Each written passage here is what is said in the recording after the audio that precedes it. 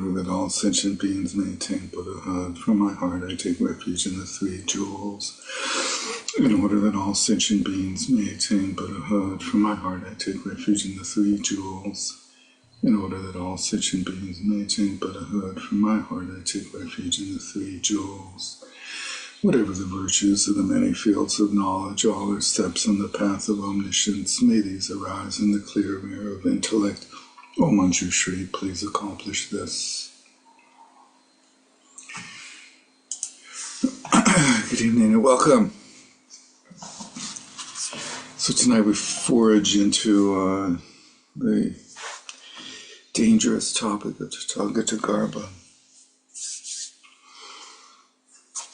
And I think we only have one more class left, is that right? Next week? That's right. It's our penultimate class. Tonight. Cool. Bring out your pens. And we don't really have any historical overview, introduction, unfortunately, for these two guys. Two examples of root texts of the Tathagata Sutras, which is sort of an anomaly. It never becomes a school. It never becomes like a tradition. These sutras just appear, I think, around like in the 300s or so. Chris, does that sound right to you? Maybe 400s, somewhere in that range. And there's a lot of references to them increasingly as the centuries go on. Actually, not that many early on, but much more so in later Indian Buddhism, and then it becomes a major topic in Tibetan Buddhism, of course. So how these sutras appeared and why they didn't spawn like a tradition or a school, and how other schools relate to them is a little bit of a mystery. So I'm going to ask Chris to start off and go through the Tathagata Sutra for us, and if you have any historical background or thoughts on that quandary, please do that, include that as well. Thank you for that, Derek. Yeah, we don't have a ton of historical context on these texts. It appears the closest to dating it that we can get is a copy that showed up in China that's dated to the year 420 of the Common Era. So that's all we know. They probably was around before then, but there's no extant Indian Sanskrit edition. It is preserved in the Chinese and Tibetan canons, and was relatively influential in both East Asian and Tibetan Buddhism, as we will come to see. Yeah, there's also not really Indian commentaries on these Tathagata texts. Derek mentioned the lack of a sort of a school or a tradition based around them. And it seemed as though they either came and went without making a splash, or that their, perhaps we could say, influence was so profound that no one thought to comment on them, that they were, maybe untouchable in some sense.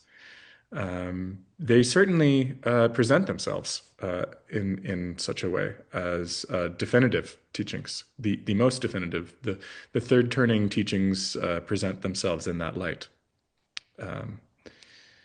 So that's something that we'll discuss. Not everyone accepts the third turning as definitive. In particular, the Gelugpa school do not view it that way, and view the second turning teachings as definitive.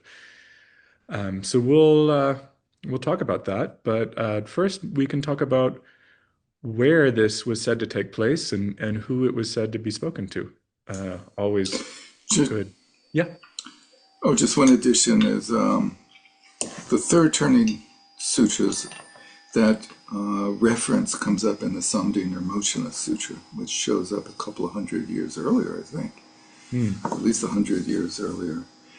And but it doesn't talk about Buddha nature in that text, interestingly enough. So it has a very different idea of what the third turning is, whereas later on, third turning becomes like synonymous with Buddha nature.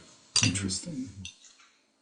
Yeah, the third turning, you sometimes see the third turning defined as anything Yogacara, that the Yogacara is sort of the mark of the third turning. And then elsewhere, the third turning is defined as Buddha nature. Um, so there certainly is a difference between those two sort of ideological systems, but something of a blurred line as well between them. So yeah, let's begin with the setting. So I'm on page, we begin on page 305 of the source book. Thus have I heard, at one time the Buddha was staying on the Vulture Peak. Have we been to Vulture Peak before? We know this place. This is a familiar situation, familiar location. What else happened at Vulture Peak? There was a Super Bowl game there, I think, Yeah, a right. couple of years ago. Yeah. The Prajnaparamita. Football, FIFA. Teachings the that freaked people out so they had heart attacks. there was a mass casualty event due to cardiac arrest. Yeah, right. So this is the site of the Prajnaparamita teachings. So what do you suppose it means to locate it here? What is that communicating to us? Watch out. Watch it. Make sure you took your heart meds. And how about how does this relate to the other teachings that were taught here? Isn't that what this whole class is going to be about? Maybe. But I mean, we could. I think there's different ways of interpreting it, right? So one might be continuity. Yeah, that this is a continuation of the teachings of Prajnaparamita. He's at Vulture Peak, and we know Vulture Peak's about Prajnaparamita, so this must be further elaboration on the same. Um, That interpretation, to get to the debate that I think Cynthia is referencing, that interpretation could either be that this is the further elaboration, the clarity, the intensification of those teachings, and sort of the real core of them, or it could be this is a bit of helpful context to lead you back into the purer teachings, such as the Heart Sutra or the Prajnaparamita Sutras. Rob. Well, Prajnaparamita is a series of negations. Mm. This seems to have an affirmative side to it. Right. So it's a yes and, Yes, and yeah, like they do certainly. in improv classes. There's you said like continuity or what was the second option of like placing it there? It could be like a sort of clarification to help, not necessarily an elaboration on, but a clarification to help dispel erroneous thinking about the earlier Prajnaparamita teachings. For example, if you read the Heart Sutra as a nihilistic uh, exercise, this more positive framing might correct that error without It could also necessarily adding to it or changing the meaning of those sutras. it could also be something like just as a means of giving authority to these sutras. Like this is the spot where stuff happens, where stuff comes down, new stuff, and here's the new stuff, and it's in the right place.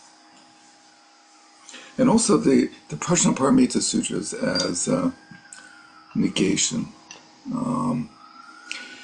It's this. I'm sure Chris will get to this, but it's like the way that the negation is presented in the hearts in the various Prajnaparamita Sutras is famously in the following way: all phenomena are empty, And therefore, there are phenomena. Because all phenomena are empty, there are phenomena. And that's a scheme that's repeated ad infinitum in the Prajnaparamita Sutras. So, in some way, maybe that sort of leads, this sort of leads you on. Right? Is that the These, ambulance coming for your heart attack? yeah, that's right. Derek, I thought maybe we got mixed up in our context here. That sounded like my background noise. Oh, yeah, yeah. Well, we do have it here as well. Yeah, I live near a hospital. Phelps, yeah. So that's the location. And well, a little more on the location. We're in a lecture hall, many-tiered pavilion built of fragrant sandalwood.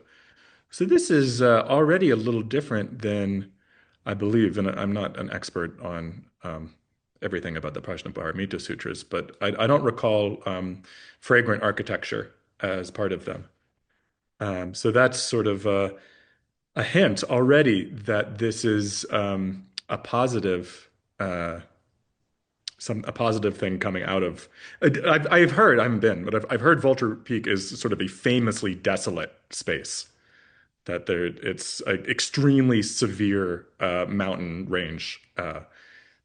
It's sort of penetratingly harsh and Derek. It's not that big.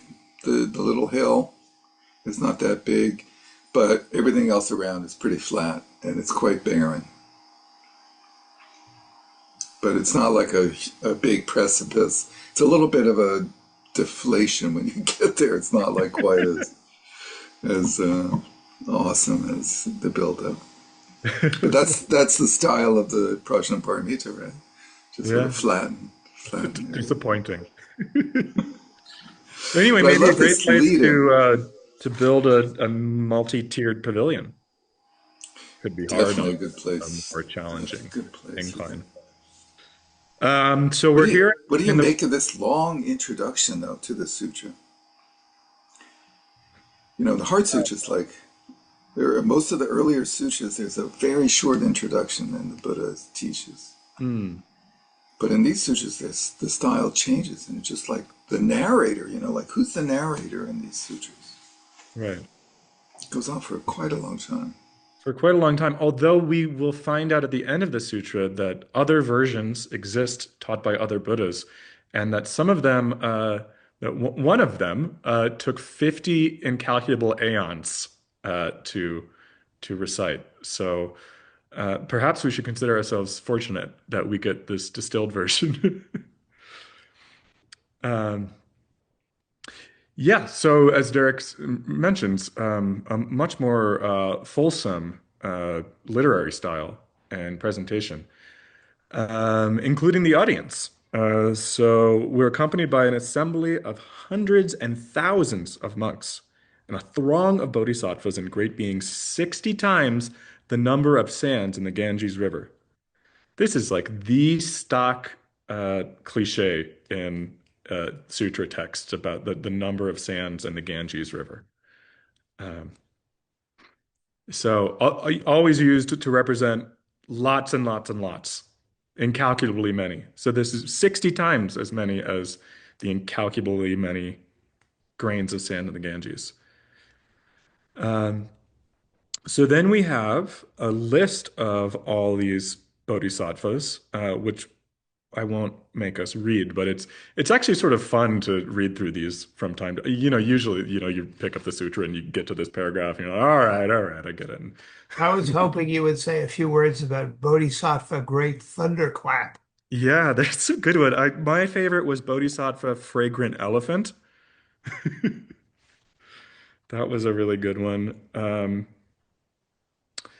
I There's also one, the was curious about the Bodhisattva one. display of the standard, followed by Bodhisattva display of the great standard. And I wonder if they get mixed up at parties or how that works. And then there's the one called Not Groundless Views. Yeah, that was interesting. Yeah. I like So, the one Bodhisattva transforming into a woman's body. Oh, That one jumped out at me. yeah, right. That's fantastic. Which is, that's a trope that you see in a few sutras, right? Such as the Vimalakirti Sutra. There's the goddess who transforms into a woman's body to correct Shariputra's mistaken views about, misogynistic views about what women can achieve. Um,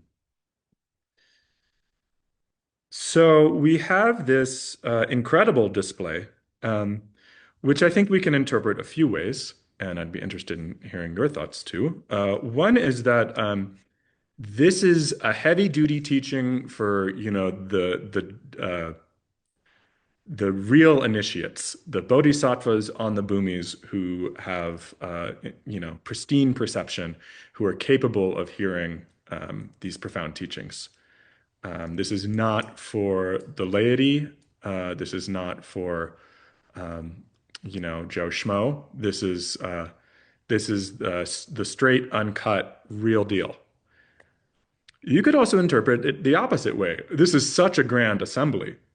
This is for everyone. This is for absolutely everyone. There's hundreds of thousands of people here. Who could this teaching not be for? And then, did anyone have any ideas about this huge throng of people assembled?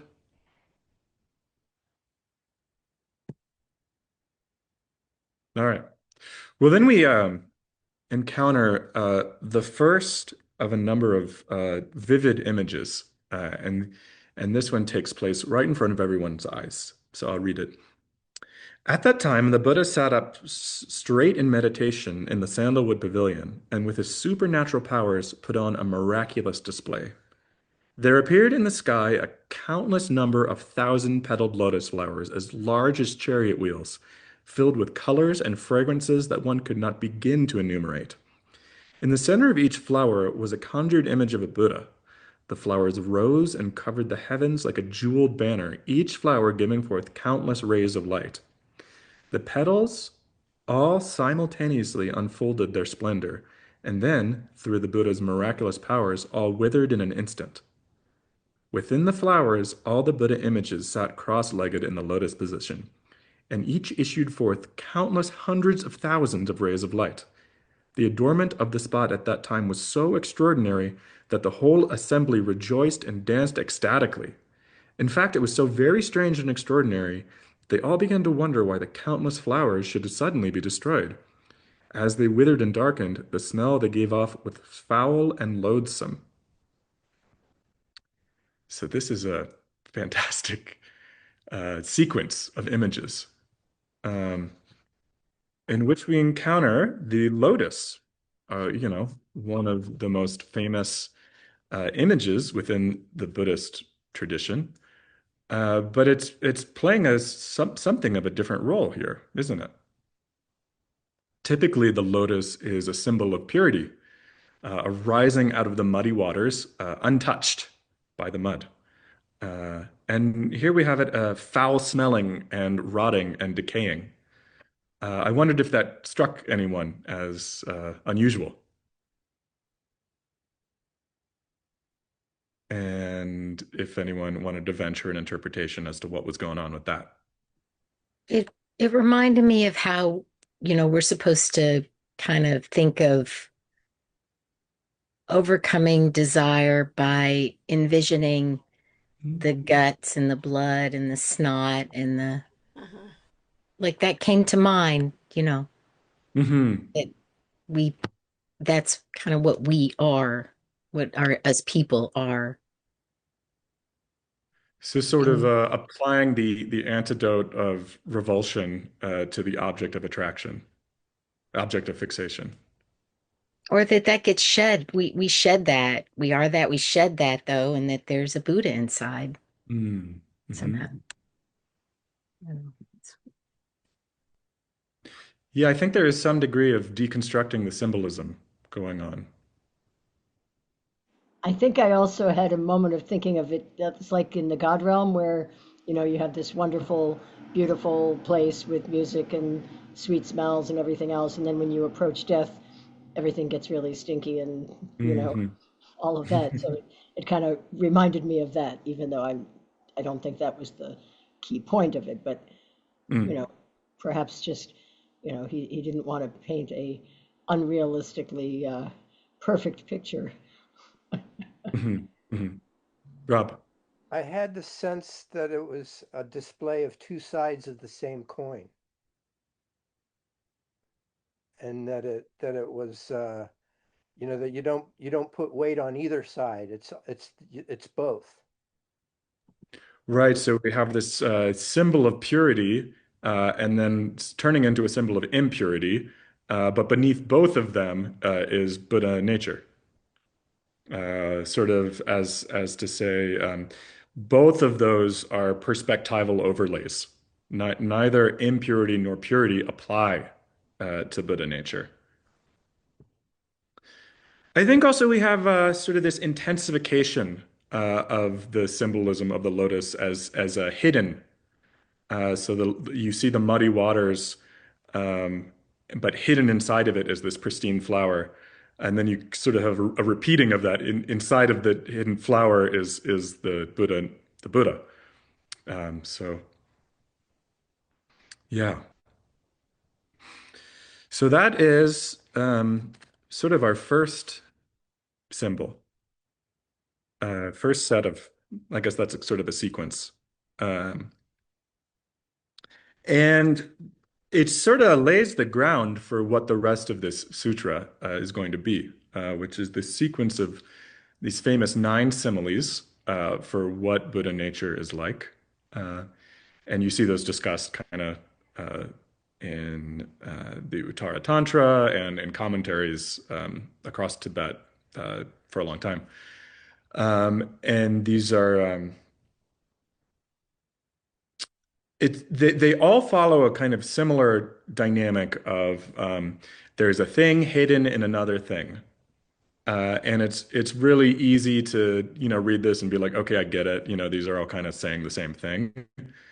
But what I thought might be interesting is to slow down a little bit on that and kind of go through these one at a time and figure out, well, okay, what makes each of these different and what could be saying here. And I'm not saying I necessarily like have answers to those questions, but appreciating each of these nine as sort of portals for contemplation rather than something there's a definitive right answer for.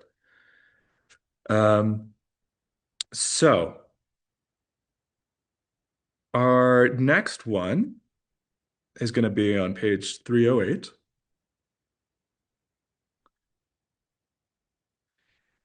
And that's bees.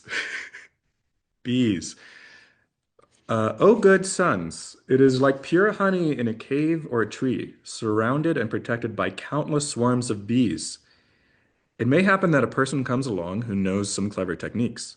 He first gets rid of the bees and takes the honey, and then does as he will with it, eating it or giving it away far and wide. Similarly, good sons, all sentient beings have the Tathagata. It is like pure honey in the cave or tree, but it is covered by kleshas, which, like swarms of bees, keep one from getting to it. With my Buddha eye, I see it clearly, and with appropriate skillful techniques, I expound the Dharma in order to destroy the kleshas and reveal the Buddha vision. And everywhere I perform the Buddha deeds for the benefit of the world. So, bees and honey. So he explains that the bees are the kleshas and the honey is the Tathagata. So how do we cash that metaphor out? The, What's being emphasized here, the Rob? bees are active antagonists, the way kleshas can be. In other metaphors, it's just a covering, like it's mud or it's the rags that they're inert.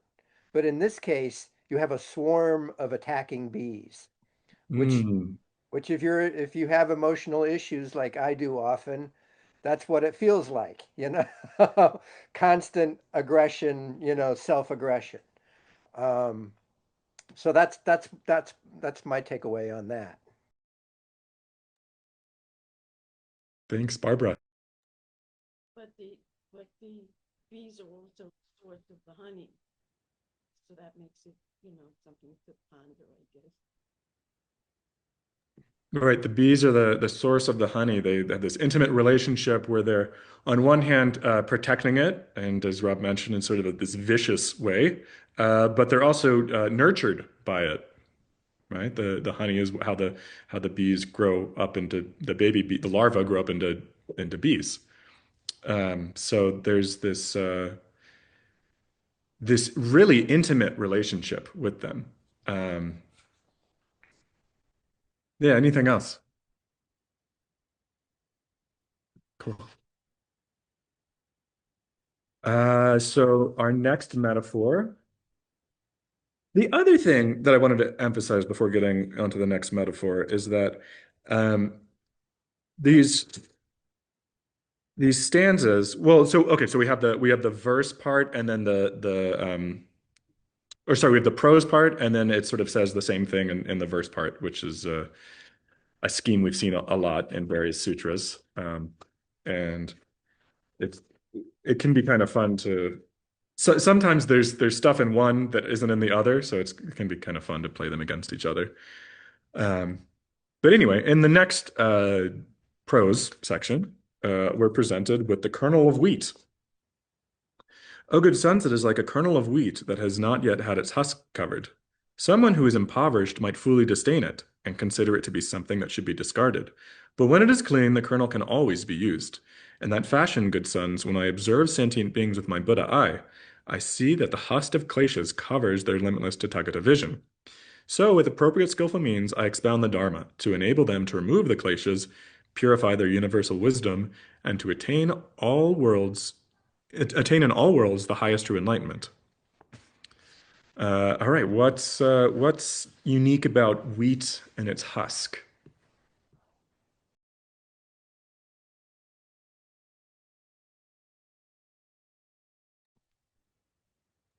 You throw away the husk and you keep the wheat. Yeah, right. I mean, there's the whole idiom, right? Separating the wheat from the chaff. But I think also there's this idea of separate, but also they're part of one organism, and that the husk provides sort of a protective function, uh, protects the germ, the seed, and is sort of necessary for it on a biological level. So I think we can understand the kleshas as um, performing some sort of function here that isn't entirely antagonistic. And it also speaks to the hidden quality, right? The husk hides the seed, um, that at first glance might make it seem not worthwhile. Um, and then, of course, when you take the husk off, you have wheat, and with which you can make flour or any number of foodstuffs that you can feed people with. So there's this nurturing quality that's being emphasized here. Um, the other thing that's interesting to mention here, and this is sort of like my pet thing, is the reference to the Buddha eye and the Buddha's perception, and how the Buddha is actually perceiving Tathagata Garbha within beings. When I observe sentient beings with my Buddha eye, I see the husk of kleshas cover their limitless Tathagata vision. So there is a real perceptual quality being emphasized here in these metaphors, that the Buddha is actually seeing this stuff. And as we'll see in later metaphors, that what he's seeing is inside of the body, that there's a perceptual quality and a real embodied quality to these. Our next metaphor, very colorful, is at the bottom of that same page. O good sons, it is like the genuine gold that has fallen into a pit of waste and been submerged and not seen for years. The gold does not decay, and yet no one knows that it is there. But suppose there came along someone with supernatural vision who told people, Within the impure waste, there is a genuine gold trinket. You should get it out and do with it as you please. Similarly, good sons, the impure waste is your innumerable kleshas. The general gold trinket is your tathagata. For this reason, the genuine gold trinket is your tathagata garba. For this reason, the tathagata widely expounds the dharma to enable all beings to destroy their kleshas, attain true enlightenment, and perform Buddha deeds. So, what is in the pile of shit here? A gold statue. What's the relationship between those things? That's a little different.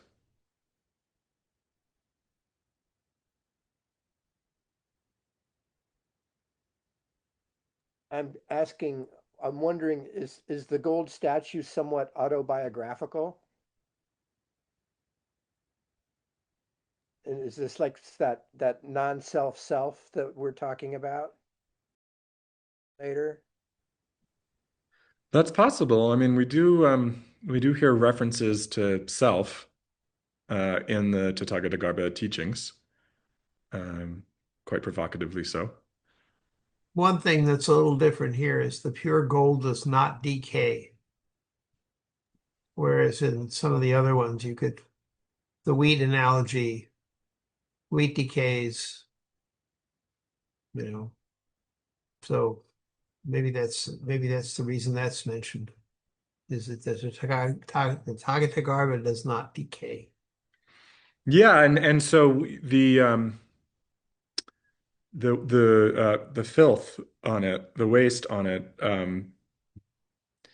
doesn't have any permanence, right, in terms of staining or affecting the gold statue. It's the term that gets used in the later tradition is the adventitious stains, right? The filth can be washed off, and it might be smelly to do so, but ultimately it is temporary, whereas the gold is permanent.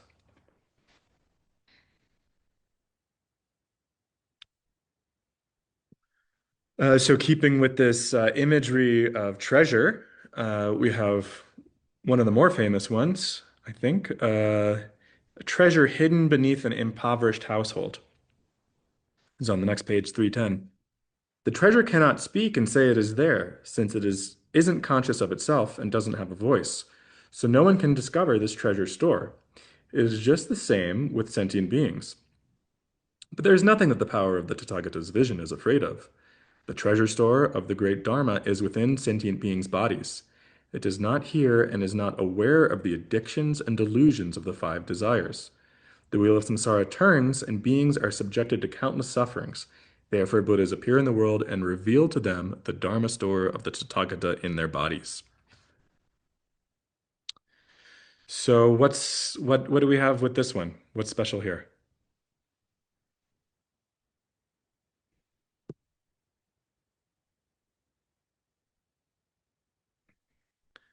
So, one thing is the hiddenness that we had somewhat in the gold in the pit of waste. But this is, in this case, it's buried. It's deep in the ground, and sort of no sign of it. Um, and that really exists in contrast to the impoverishment of the household. Uh, and we could sort of say, like, yeah, how absurd was it that these people thought they were poor when there was this heap of treasure sitting right below their house. And the idea is that we all think of ourselves as, oh, poor, pitiful me. But that inside of our bodies, and again, the emphasis here on the body, uh, is hidden inside of our body is this treasury of Tathagata Garbha.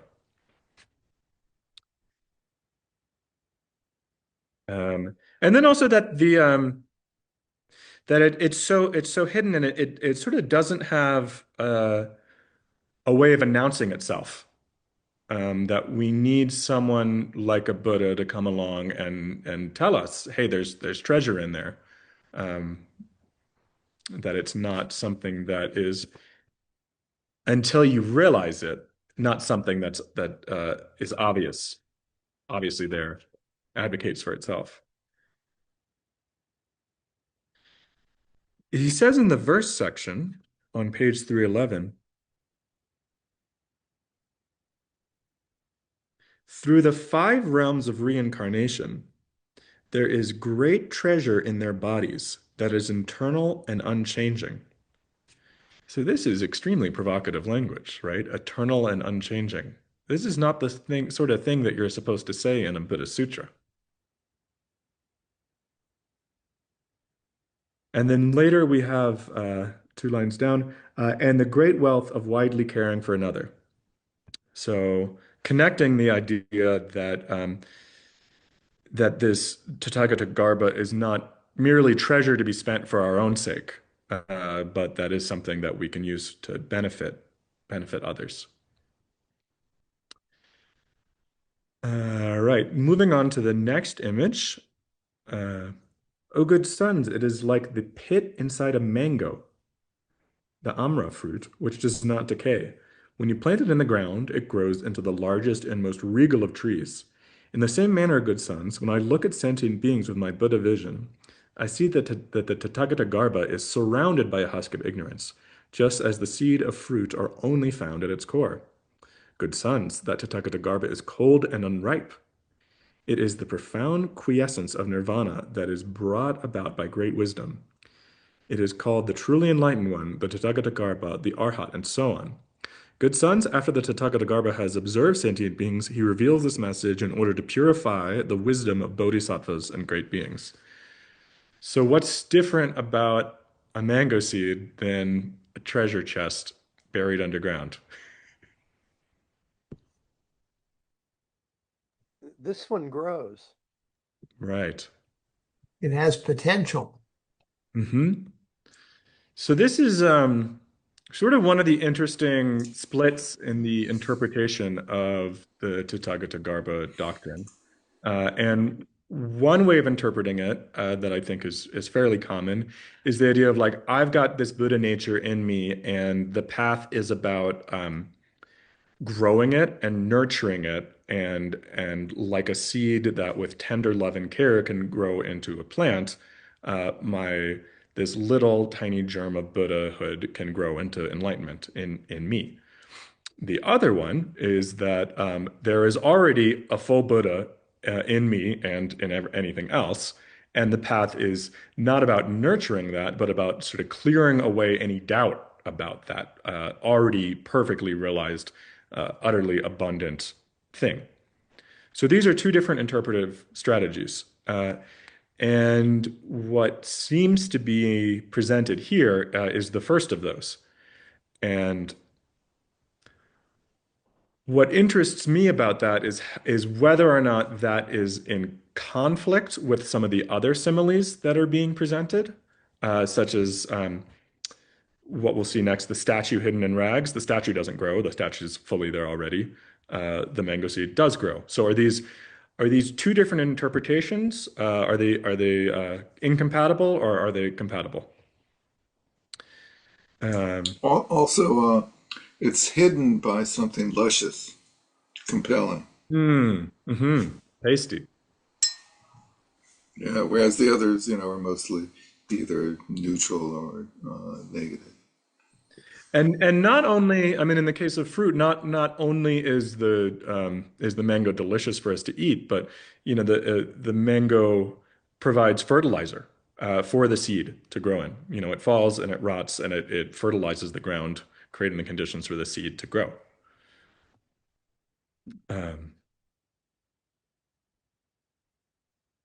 The implication being that unlike the ship that covers the gold trinket that you want to wash off and wash away, the in this case the kleshas are the very fertilizer for the seed of Buddha nature to grow.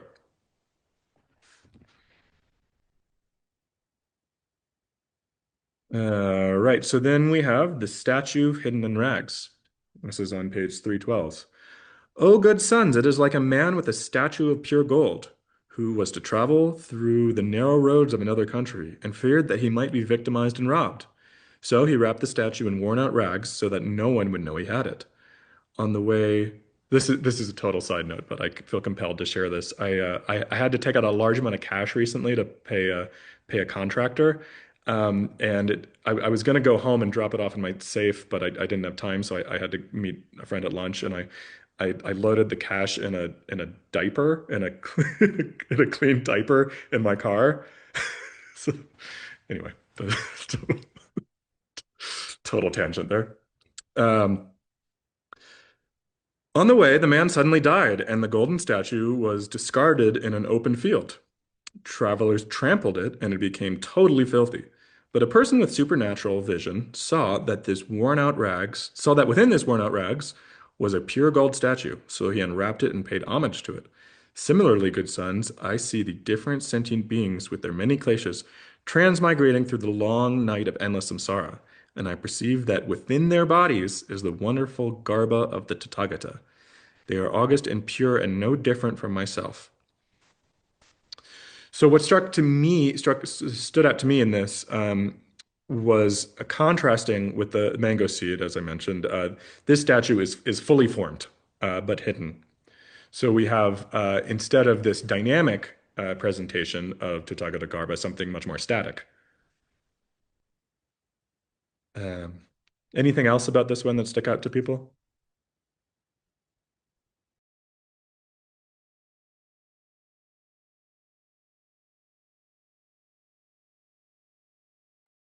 It's weird that the guy died.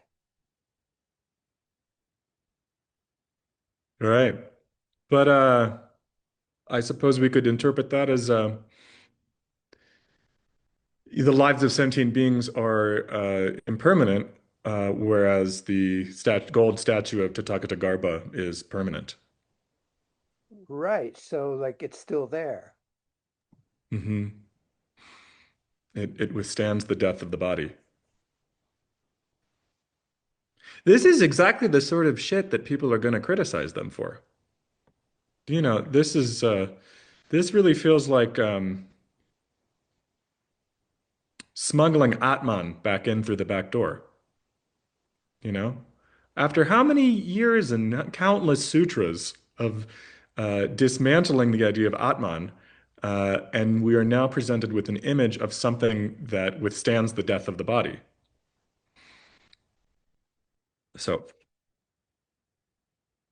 uh, in that one, we had death, and then the next image, we have birth on page 313. O good sons, it is like a woman who is impoverished, vile, ugly, and hated by others, but who bears a noble daughter in her womb. She will become the great queen, a ruler of the four directions, but she does not know her daughter's future history, and so constantly thinks of her as a base-born, impoverished child. In like fashion, good sons, the Tathagata Garbha sees that all sentient beings are being carried around by the wheel of samsara, receiving suffering and poison, but their bodies possess the Tathagata's treasure store. Just like that woman, they do not realize this. This is why the Tathagata everywhere expounds the Dharma, saying, good sons, do not consider yourself inferior or base. You all personally possess the Buddha nature. If you exert yourself and destroy your evil past, then you will receive the title of bodhisattvas or world-honored ones and convert and save countless sentient beings. So what's going on? What's going on with this pregnant lady?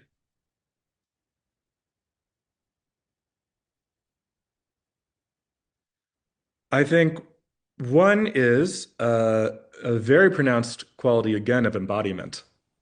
The Tathagata, like a baby in a womb, it's really, really in the body. Can't speak from personal experience, but having watched my wife do this a few times recently, um, it's a very embodied, miraculous thing. And then also there's a quality of inevitability, that sooner or later that baby's going to come out.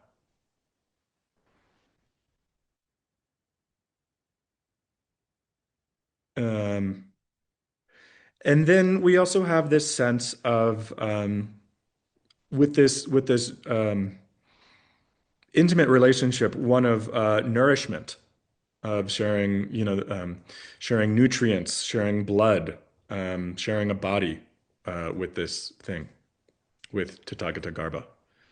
So again, if the metaphor is to be interpreted as the mother is the kleshas and the baby is the Tathagata, there's in this case a blood. They're connected by blood, um, by organs. Um, what more intimate connection could there be?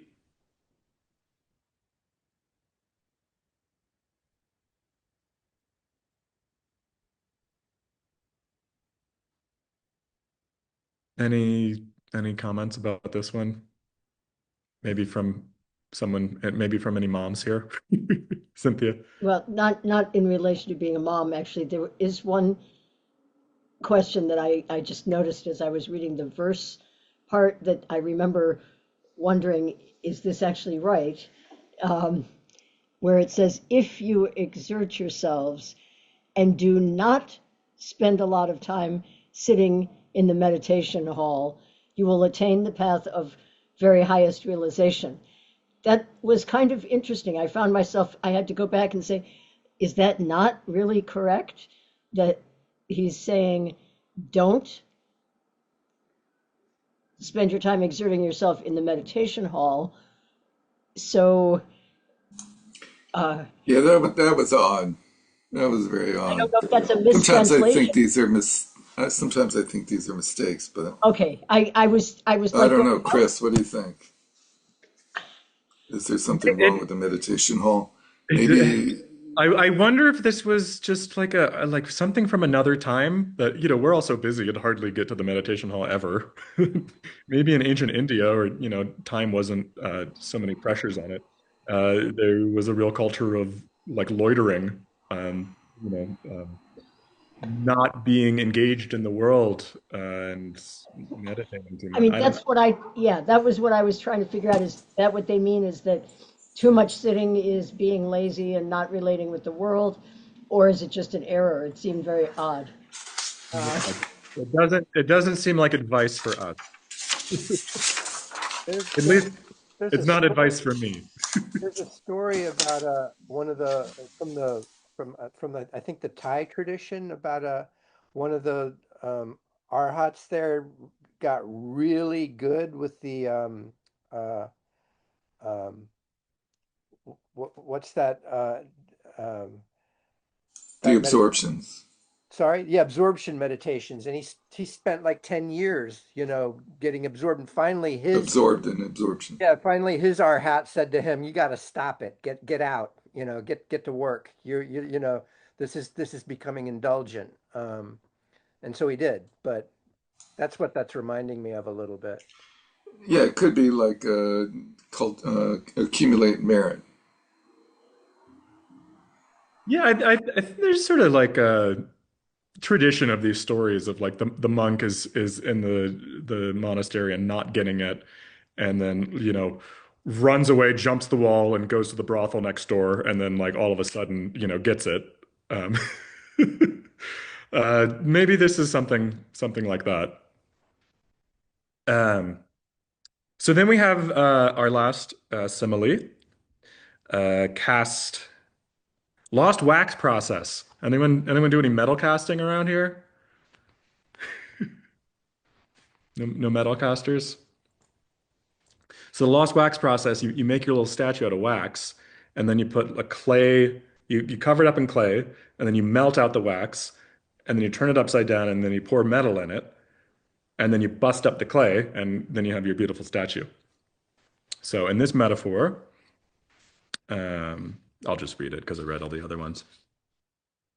O good sons, it is like a master foundryman casting a statue of pure gold. After casting is complete, it is inverted and placed on the ground. Although the outside is scorched and blackened, the inside is unchanged. When it is opened and the statue taken out, the golden color is radiant and dazzling. Similarly, good sons, when the Tathagata observes all sentient beings, he sees that the Buddha Garbha is inside their bodies, replete with all its many virtues. After seeing this, he reveals far and wide that all beings will obtain relief. He removes kleshas with his adamantine wisdom and reveals the Buddha body like a person uncovering a golden statue. So the idea here is that this is from the verse. Uh, with countless golden statues, foolish people look at the outside and see only darkened earthen molds. The master foundry man estimates that they have cooled and opens them to extract their contents. All impurity is removed, and the feature is clearly revealed. Um,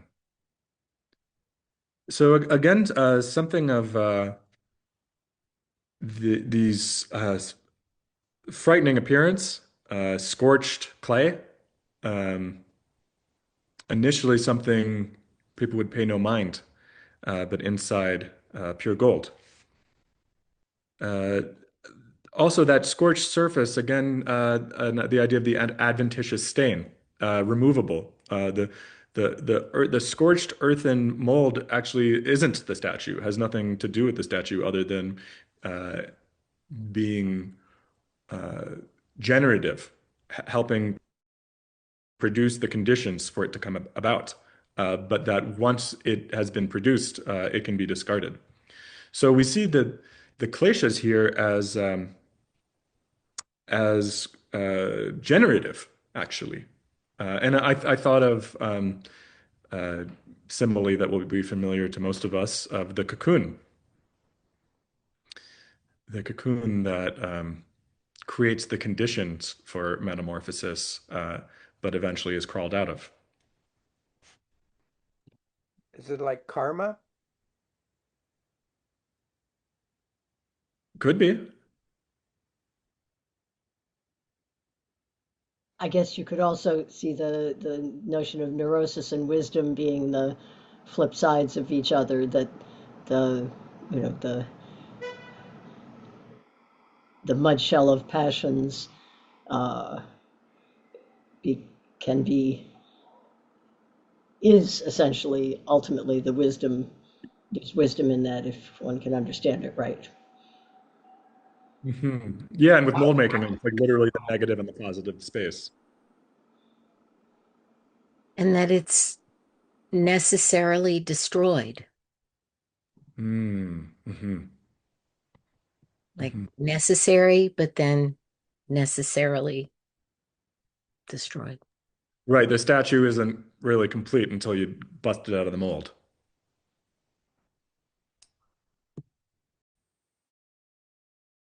But its very contours are determined by the mold. Yeah, that's the interesting part, is the fact that it's that, as you mentioned, the generative aspect, the fact that in this particular case, what's inside is created by the shell, whereas in other cases it was just the rags were obscuring, but they weren't creating. So this one has some interesting twists. Creating and in fact they share the exact like an identical boundary. I think of the Buddha wisdoms, the wisdom, the five wisdoms, and how there's a confused and an enlightened side of them, but they're the same thing. So then we move into what we could call our third act of the sutra here, where the Buddha explains the great merit of understanding, reciting, embodying this sutra. Uh, this is a common trope within Mahayana sutras, where the Buddha asks the person he's talking to, in this case Vajramati, to imagine, sort of the most meritorious thing you could possibly imagine. Um, and says that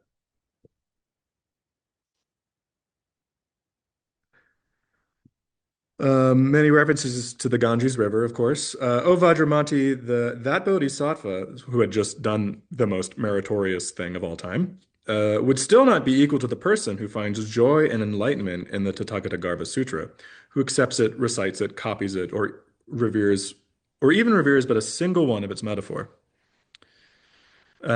So this again could be interpreted as the sutra proclaiming its own authority.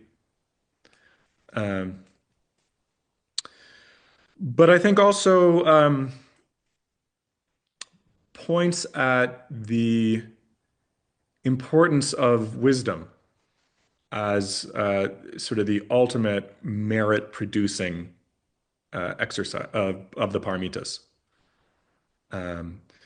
That you can enter all of the samadhis, you can give away all of the things, but ultimately it is wisdom that produces the radical change. And what is that wisdom? It is the wisdom being described in these 9 similes.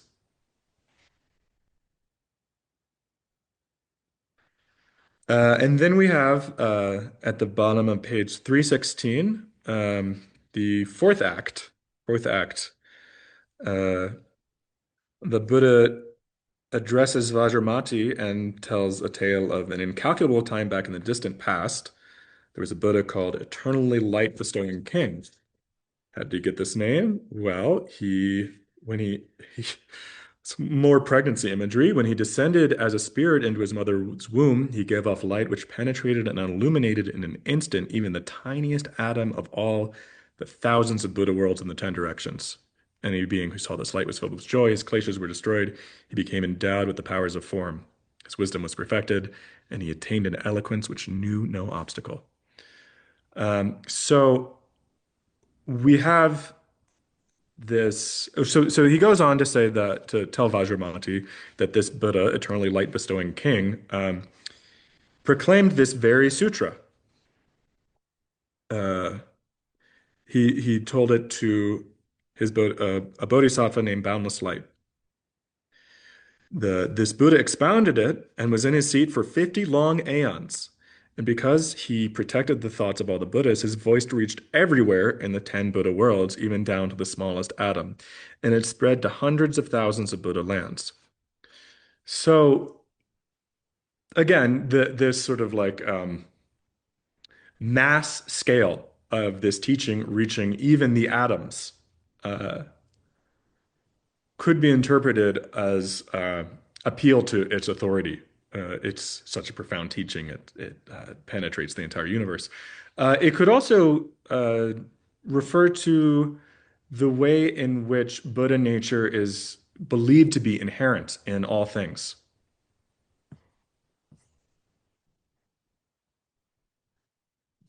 That even the smallest of atoms has Buddha nature.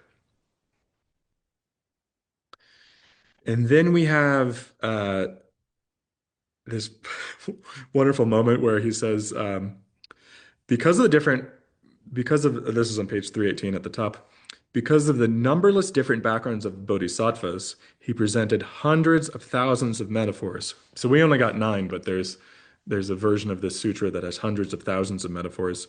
And he called it the Mahayana Tathagata Garbha Sutra, which is this sutra that we just read, which says something interesting that the same sutra can have totally different forms, totally different lengths, that something about the sutra isn't in the words itself when it was spoken to who it was spoken to, but that there's something immaterial being expressed, and that's the sutra. The sutra is not these words. The sutra is the Tathagata Garbha. All the bodhisattvas who heard him preach the sutra accepted it, recited it, practiced it just as it had been explained. All but 4 of the bodhisattvas attained Buddhahood. Wonder what was wrong with them.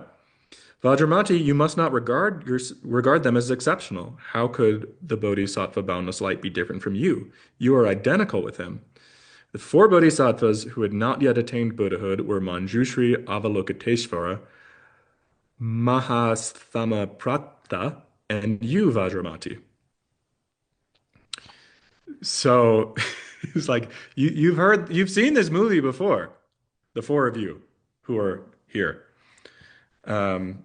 which maybe should be encouraging. I would feel a little discouraged. I'm like, oh God, all but 4 of us, and I'm still here. Hope I get it this time. So then we have some verses explaining the same.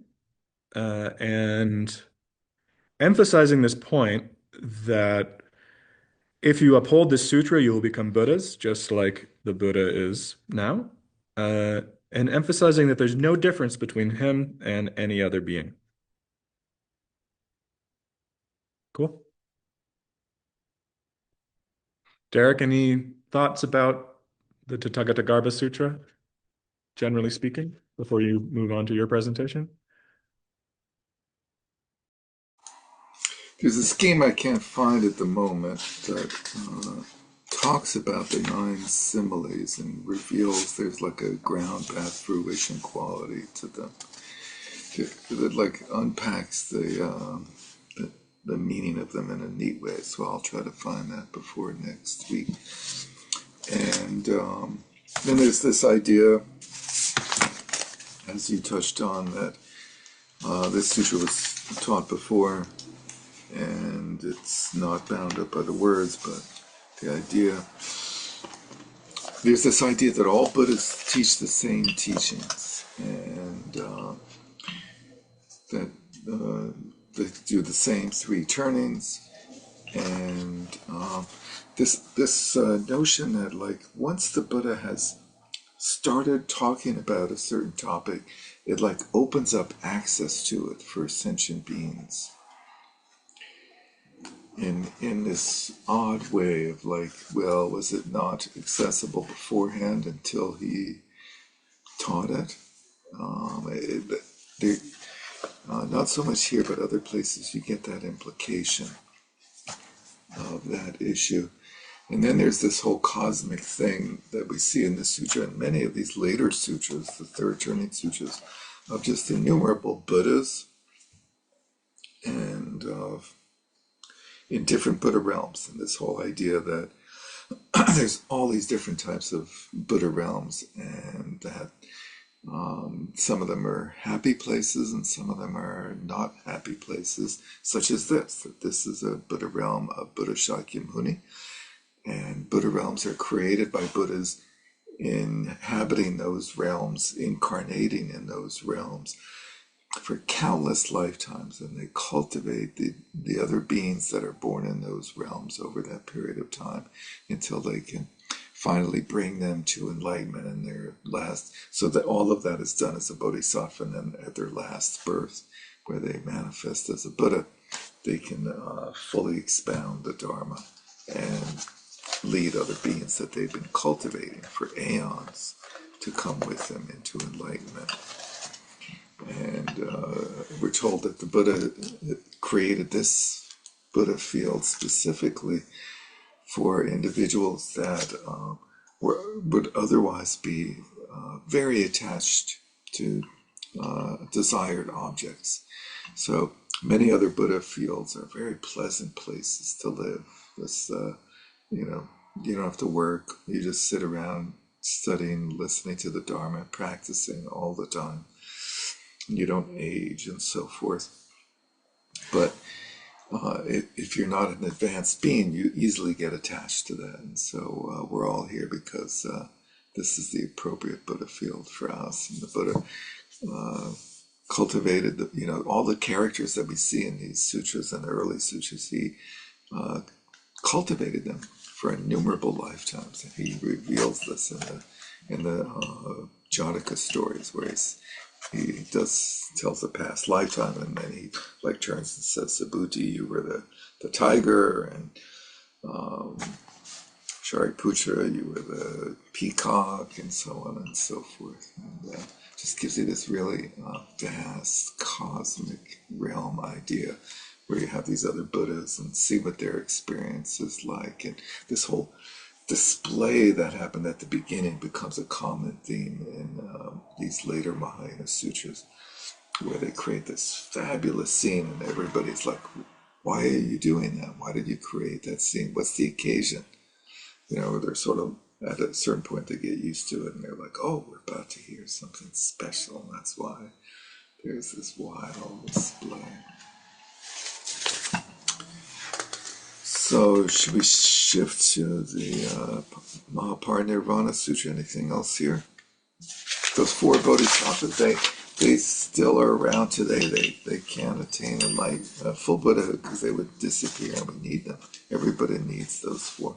Cynthia. Yeah, related to that, actually, when you were talking about how, the Buddhas have been cultivating these people for a long time, over many times. So I'm curious, like the story with those four who had already heard this before from a different Buddha who told it. So is that trajectory over time specifically not just with one Buddha, but with multiple Buddhas? And do they, like, I'm curious if they kind of pass on notes to other, I mean, I'm joking, but, like if one Buddha passes Totally.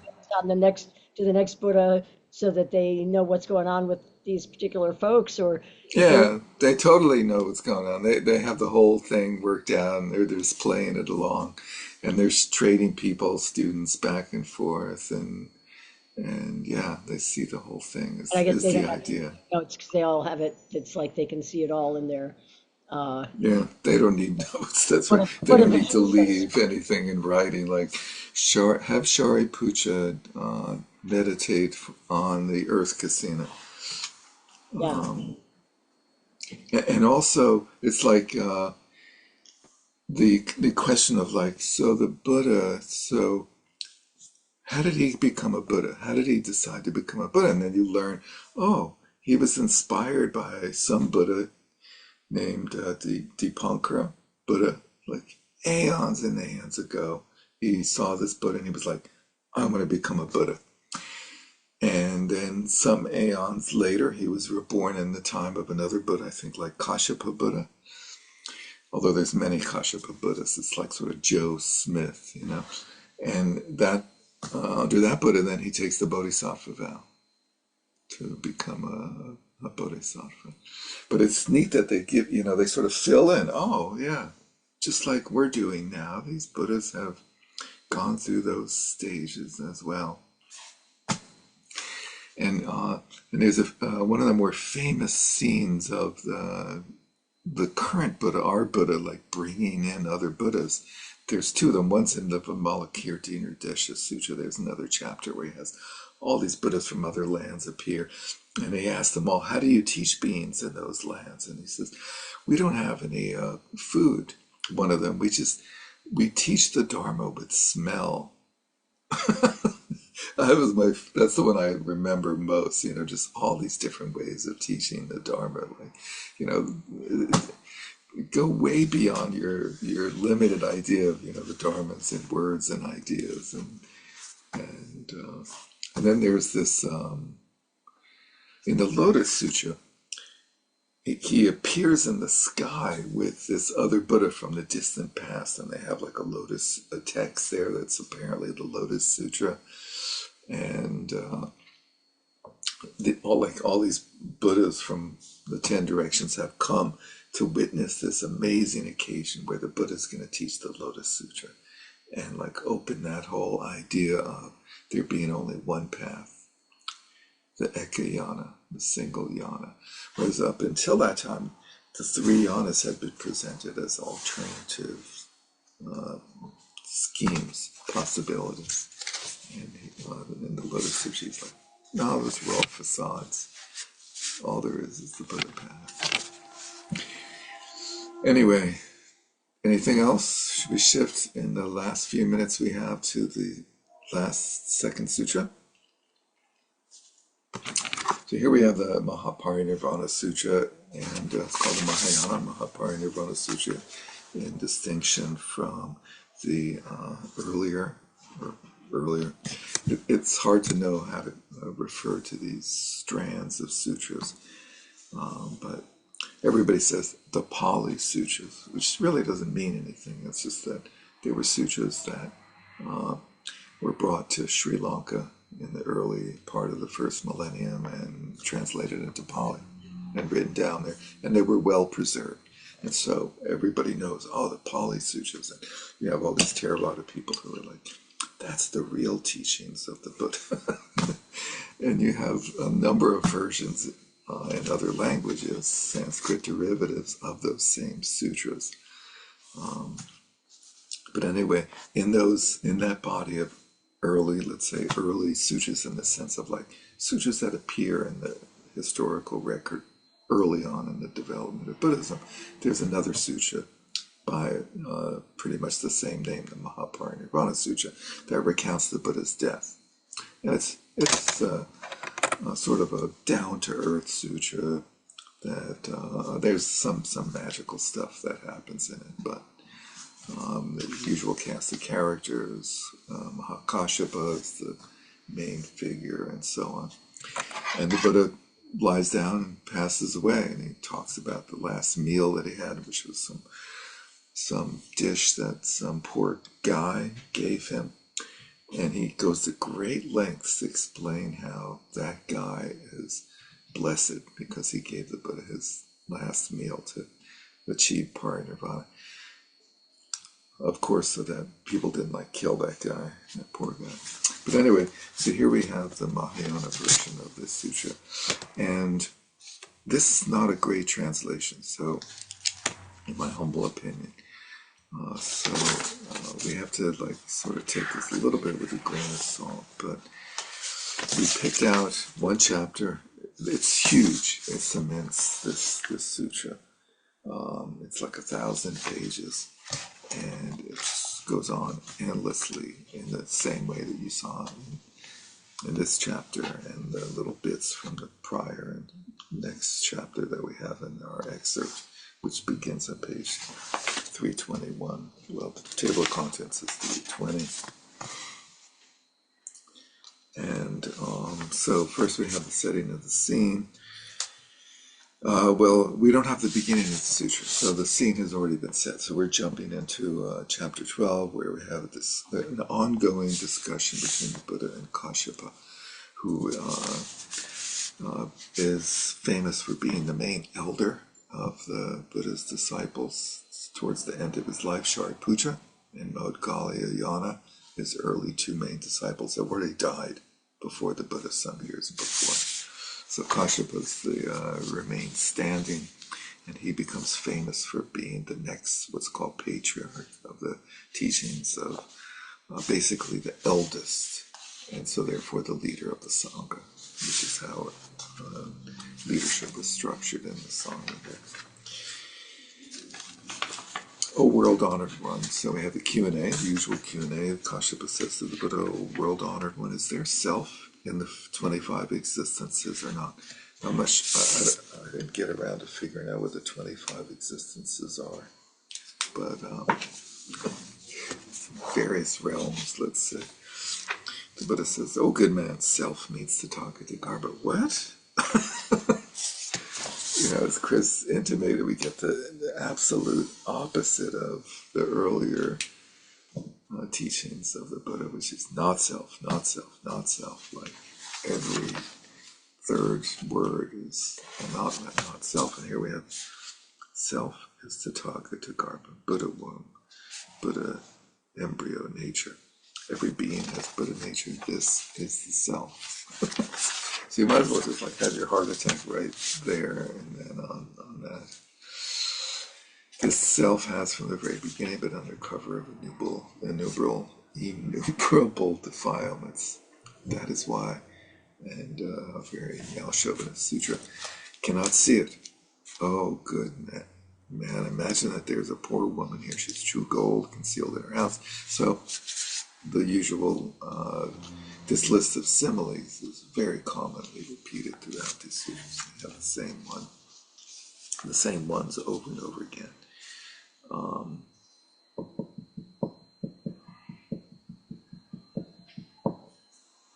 So towards the end of this paragraph on page 322, the Buddha says, "O good man, the case is the same with the Buddha nature which man has. Nobody can see it. This is analogous to the gold which the poor woman possessed and could not see. It was hidden in her house, or under her, where was it? Somewhere hidden, concealed.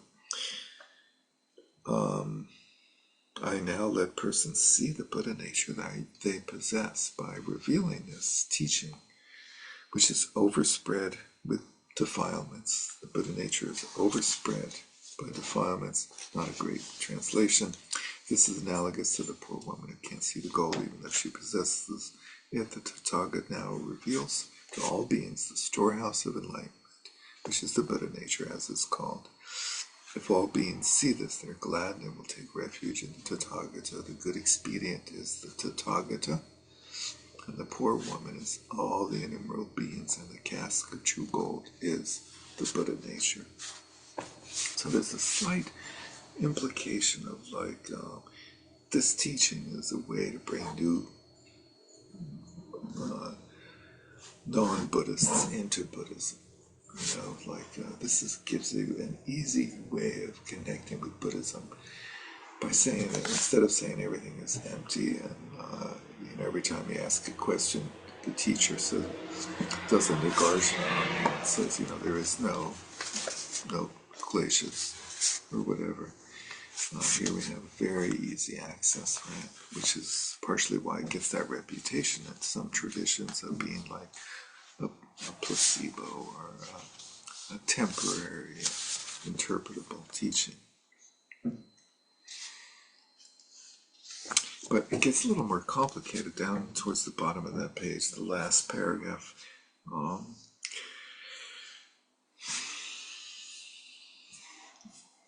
Kashyapa says to the Buddha, and here he's referred to as the Bodhisattva Kashyapa. We don't know, is he the same as the Arhat, and he's now a Bodhisattva? That's the implication, but you don't know. There's a lot of Kashyapas. A world honor when really there cannot be any case in which there is the self. And the logic here is like bizarre. Why is there not a self? When a child is born and knows nothing, if there's a self, the child would have to have knowledge when it is born into the world. What do you think of that logic? That if there were a self, we would have a continuity of logic, of knowledge. It's not the usual logic that we get. Hence we can know that there is no self. If a self definitely existed, there could not be any loss of knowing. So for one, he's saying now that there is no self. And the Buddha just said earlier, there is a self.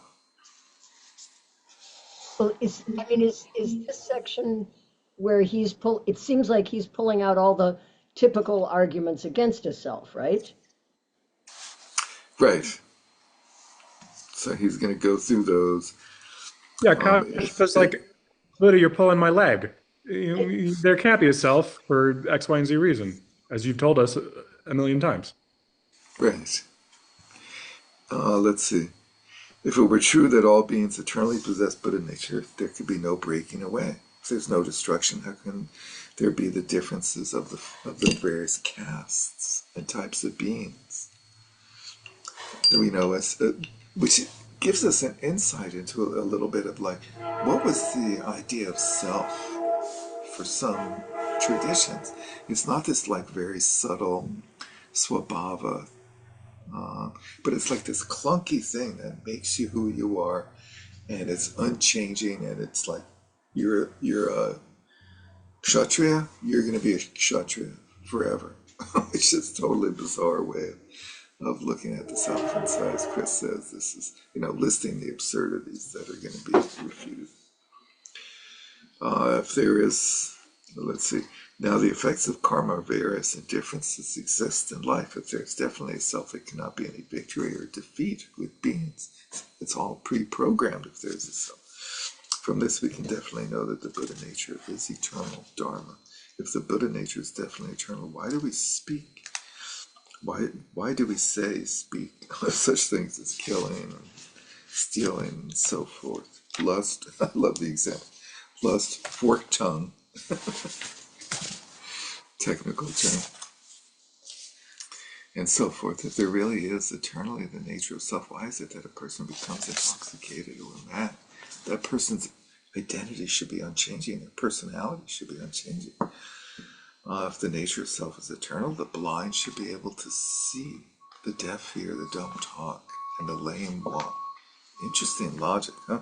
If the self is eternal, fire, floods, and so forth need not be avoided. If the self is eternal, what has basically changed cannot be forgotten as lost. If forgotten, how can a person say, I have seen this person somewhere before. The self is eternal. Anyway, so it goes through all these other weird logics for there being a self. And the Buddha responds with the simile of the great wrestler who has the jewel lodged in his forehead, and he gets really obese, I guess, and it sort of and he also gets bonked in the head so many times that the jewel recedes under the skin to his head, and lo and behold, he wakes up and he can't find it, and goes to the doctor.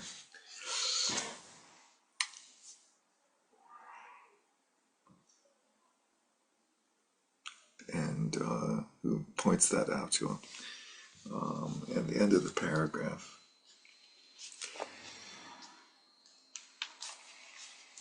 the wrestler says the gem has gone away even though it's actually in his body. The same with beings too, not having come into contact with a good teacher of the way, they do not know the Tathagata's hidden treasure and do not study selflessness. For example, even when a person is told of the unholy self, he cannot know the true quality of the self. The same is true of my disciples, as they do not befriend a good teacher of the way, they practice non-self and do not know where it, self, is. They do not know the true nature of selflessness. How then could they know the true nature of the self itself? It's also a good man, the Tathagata, says that all beings possess the Buddha nature. This is like the good doctors making a wrestler see where their adamantine jewel rests. All these beings are reigned over by innumerable defilements, and thus do not know the whereabouts of the Buddha nature. When the illusionist dispel, he rise nods with brightness, and this is like the wrestler seeing the gem in the mirror, etc. So we have this odd contrasting of these primitive views of the self and allusions to the notion of selflessness as being somewhat primitive itself, and this sort of odd insertion of the idea that the Buddha nature is the self. On the next page, 87, the beginning of the first paragraph, full paragraph, it says the Buddha nature is strong and vigorous, it's hard to destroy. Therefore, there is nothing that can kill it. If there was something that could indeed kill it, Buddha nature would die. But nothing can ever destroy such Buddha nature. Nothing of this nature can ever be cut. The nature of self is nothing other than the hidden storehouse of the Tathagata. It can never be smashed, set on fire, or done away with, etc. But let's skip ahead to a section where he starts to bring this odd situation into fruition, which is on page 90 in the second full paragraph. Then the Buddha, the paragraphs are not separated, so they're a little bit hard to find. Sorry about that. The Buddha praised Bodhisattva Kashyapa. Well said, oh good man. You've accomplished the deepest and sharpest of wisdom. I shall now tell you how one enters the Tathagata Karma. If self lives, this is the teaching of is. It does not part from suffering. If self does not exist, there can be no benefit, even if one practices pure actions. If one says that all things do not possess self, this is but the not is theory. If one says that self exists, this is the ever is theory. If one says that all things are non-eternal, this is the not is view.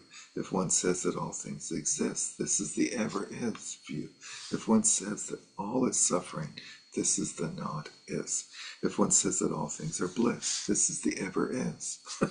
If a person practices the way of the ever is of all things, such a person falls into the heresy of not is. The person who practices the way according to which all things become extinct falls into ever is. This is like the measuring worm, which carries its hind legs forward by the action of its front leg. What an amazing analogy. I've never heard of this analogy of some worm that has legs, which I don't know any worms that have legs. It must be like a centipede or something, but presumably the back legs are dysfunctional and the front legs. Anyway, it is the same with the person who practices the ever is and the not is. The not is stands on the ever is. Because of this, those of other teachings who practice suffering are called not good. Those of other teachings who practice bliss are called good. Those of other teachings who practice not-self are those of illusion. Those of other teachings who practice the ever is say that the Tathagata secretly stores, i.e. truths away. So-called nirvana does not have any grotto or house to live in. Those of other teachings who practice the non-is refers to property. Those of other teachings who practice the ever-is refers to Buddha, Dharma, and Sangha and right emancipation. Know that the middle path of the Buddha negates the two planes and tells of true Dharma. Even common mortals and the dull abide in it and have no doubt. It is when the weak and the sick take butter, as a result of which they feel light in spirit. The nature of the two of is and is not definite. For example, the natures of the four elements are not the same. Each differs from the other. A good doctor well sees that each stands against each other, the other. He sees it through even by the one-sided phase of what takes place. It is the same with the Tathagata. He acts like the good doctor towards all being. He knows the difference between the internal and external nature of illusion, crushes it out, and reveals the fact that the undisclosed store of the Tathagata is pure, and that the Buddha nature is eternal. It does not change. If a person says is, he must be on guard that his wisdom does not get tainted. If a person says not is, this is nothing but falsehood. If one says is, one cannot sit unsaid. Also, one cannot play with words in dispute, only seek to know the true nature of things. Common mortals play with swords in dispute, betraying their own ignorance as to the Tathagata's undisclosed store. When it comes to the question of suffering, the ignorance say that the body is non-eternal and all is suffering. Also, they do not know that there is also the nature of bliss in the body. If the eternal is alluded to, common mortals say that all bodies are non-eternal, like unfired tiles. One with wisdom discriminates things and does not say that all is non-eternal. Why not? Because man possesses the seeds of the Buddha nature. When non-self is talked about, common mortals say that there cannot be self in the Buddha's teaching. One who is wise should know that non-self is a temporary existence and is not true. Knowing this, one should not have any doubt when the hidden Tathagata Garbha is stated as being empty and quiet. Common mortals will think of ceasing and extinction. One who is wise knows that the Tathagata is eternal and unchanging. Let's see, just a little bit more in the next paragraph. There's a sense that starts in the middle of the pages, but the wise know that its nature is not two, and that the nature of the not two is the Svabhavika. So I'll go back to the other stuff in a second, but I read that term Svabhavika, and I think we're all familiar with what's called the Svabhavika Kaya, which is like the fourth Kaya that includes all the other threes, and it struck me like I never quite really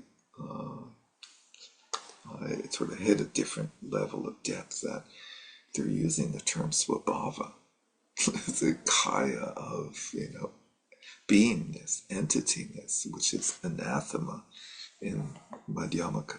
And they're using that Swabhavaka kaya as the ultimate kaya, the body of essence, nature, or being. Sort of interesting.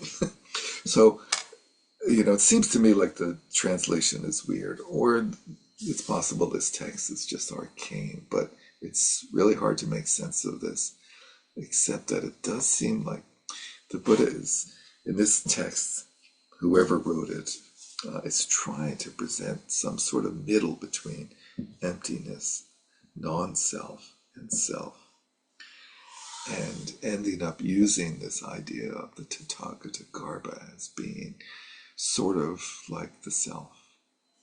What if What are your reactions to that? It's like there's something there, Yes, it's hard to piece it but but together. but but you can't claim it, Right. Pin it down, own it, grasp it. yeah. So it's like anonymous in a sense. Um, but it permeates everything. It's in the atoms, right? So it's everywhere. Yeah, those conglomerated atoms. Yeah, You know, Buddha I nature. yeah, I get these like on social media. I get these little blurbs from Avadeta Vedanta teachings. Right. One, Yeah, one, yeah. one, one that struck me was like um, there's consciousness in their teachings. There's consciousness at the atomic level, and Right. that's sort of Everything's what this consciousness. yeah. So that's what this is reminding me of. It's That very similar. that it just sort of something that permeates everything, and that it's foundational. And so there's that, but it to call it a self, I mean, it's just it's more like a Hindu idea of a universal self than it is an individual one. Yeah. Yeah, it's an interesting throwback. Let's do one more little section. I didn't realize we're basically out of time. And then we'll see, have a little discussion quickly with whoever's left. So 4 lines down from where we were with Swabhavika. But the wise know that the nature is not two, and that the nature of the not two is the real nature. When it is stated that all things end in suffering, common mortals say that this is two, but the wise know that the nature is not two, and that the nature of the not two is the real nature. So not two is like not this, it's not that, and it's the real McCoy.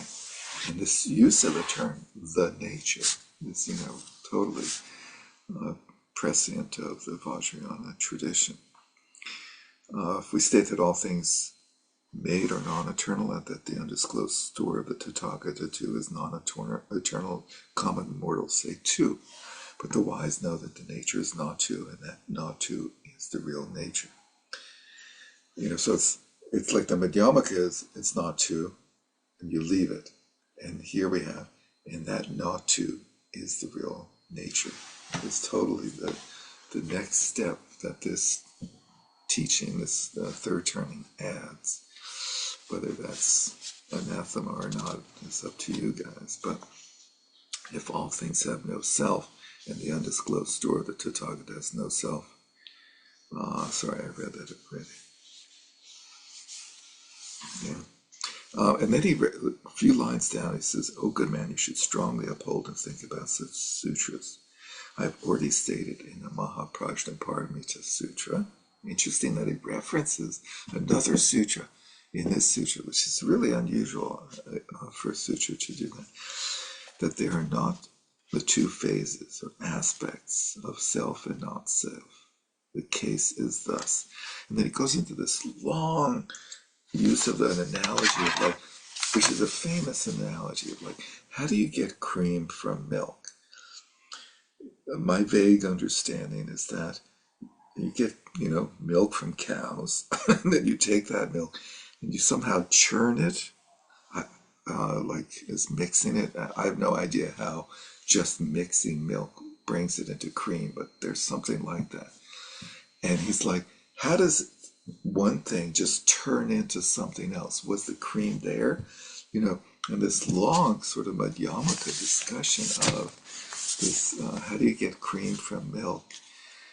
That like sort of leaves you with no conclusion except that there is cream that comes out of milk, which is like, yeah, it's not existent and not non-existent, and you can't pin it down, but it's not two, but there is that not two-ness.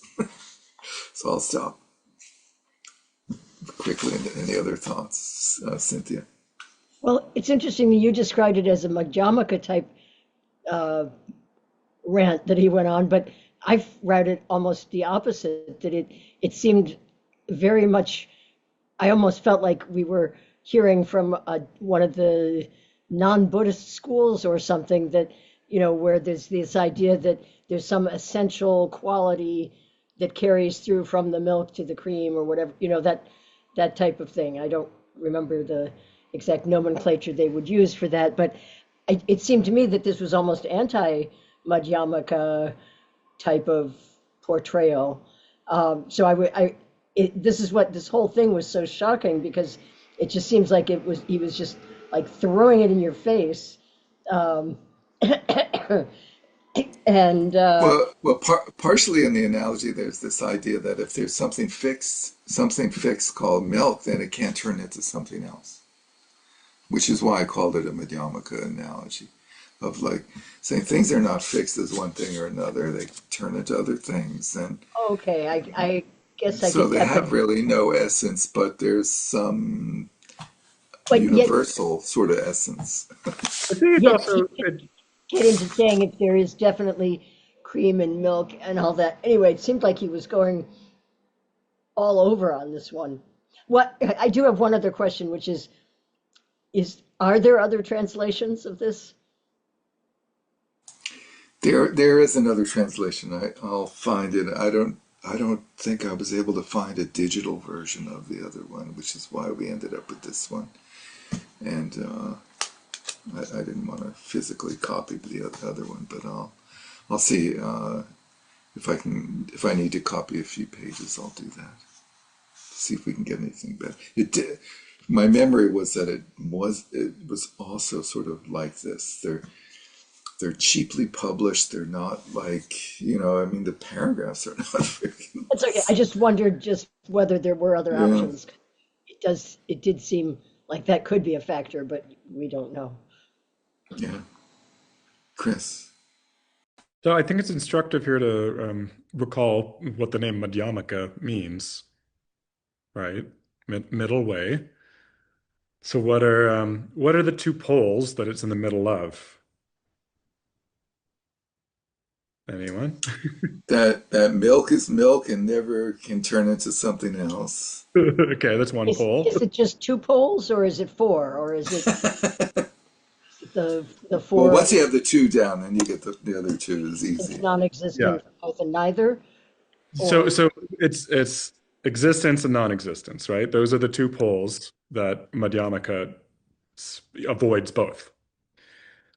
So the extent that this is an exercise in being uh, neither not is, as it says, as the translation says, not is or ever is, as avoiding those two poles and staking out some third space in between, it's engaged in the same sort of project.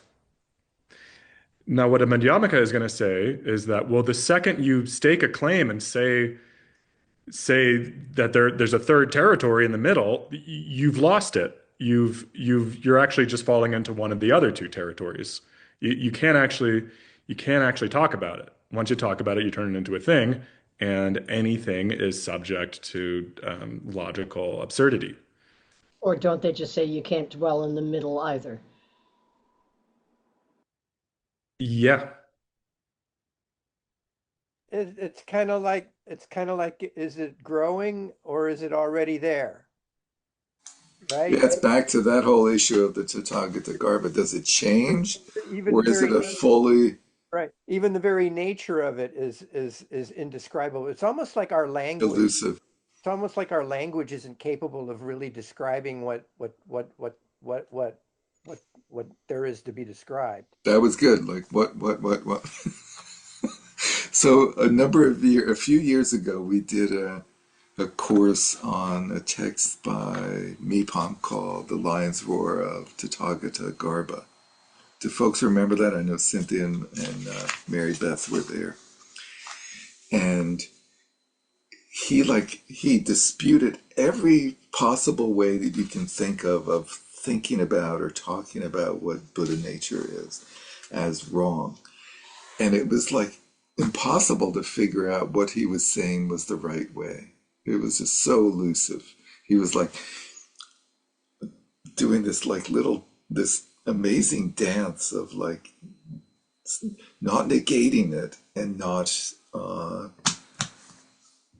whatever the opposite is of it. But it was quite amazing text. Sorry, any other comments? I guess I was wondering what, like, when he was talking about, he'd go through all this stuff about what a Tagatagarbha is, and then he would talk about, and so I come and teach about the glaciers and all this stuff because everybody's obscured. But if it were so eternal as he's describing it, could it even be obscured? I couldn't quite figure that out even. It's like if something's eternal, You can't commit one way or the other because then you're dead. So it's like I think you have I to think be the answer is no, it volatile. can't be obscured, but we think it is. okay. Only from the point of the obscured mind does And it seem to be obscured. okay, and the other thing is, And the obscured mind doesn't exist. and it seems like he never really answers any of the questions that, like, He's a politician.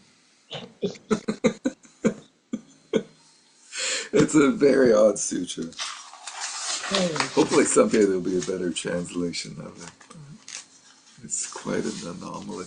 And so this is where there's this famous, at some point in the sutra, which I couldn't find, there's this section where it says the nature of the Tathagata is a self, it's permanent, it's blissful, and it is independent. The opposites of the four qualities of the earlier tradition's view of the self in a particular essence or swabhava. And Rinpoche, Trungpa Rinpoche, when he talks about emptiness throughout the various seminaries compiled now into the Profound Treasury, if you look at that chapter, at the very end of that chapter, there's a little, like a 2-page thing where he's talking about Dundam, which is ultimate truth. And then he says, oh, it's like, oh, and then there's the Mahaparinirvana presentation of the ultimate as being self, pure bliss, and permanent, whatever. So, very odd thing. So this then, gives rise to endless dispute and argument, which is sort of, this is sort of what this whole series has been leading to, like setting up this very contrarian point of view of the Buddha nature compared to the earlier traditions, that any of them that preceded, and then like how that gets debated and fought over for the remaining centuries, and how various teachers try to deal with it, try to reconcile the situation. We'll see in subsequent segments. Anything else before we close, Chris? I was just saying, in particular, the text we're reading next week, which known in Tibet as the Uttara Tantra, made this huge splash, is very provocative, very reminiscent of a lot of the language that we encounter within the Vajrayana, and yet is incredibly difficult to square with the most basic of Buddha teachings. The other thing about that, well, we'll come to it, but it's weird of like, it's not clear the chronological order of this text and that Uttara Tantra, and it appears as if the Uttara Tantra precedes this text. But anyway, content-wise, it seems like the Uttara Tantra is sort of systematizing this sutra and saying, that sutra's way too scattered, and let's get this down carefully. Anyway, thank you very much, Chris. Thank you very much, everyone, for joining in. Let's conclude. By this merit, we all attain omniscience, may defeat the enemy of wrongdoing, from the stormy waves of birth, old age, sickness, and death, from the ocean of samsara, may I free all beings. By the confidence of the golden sun of the great east, may the lotus garden of the victim's wisdom bloom. May the dark ignorance of sentient beings be dispelled. May all beings enjoy profound, brilliant glory.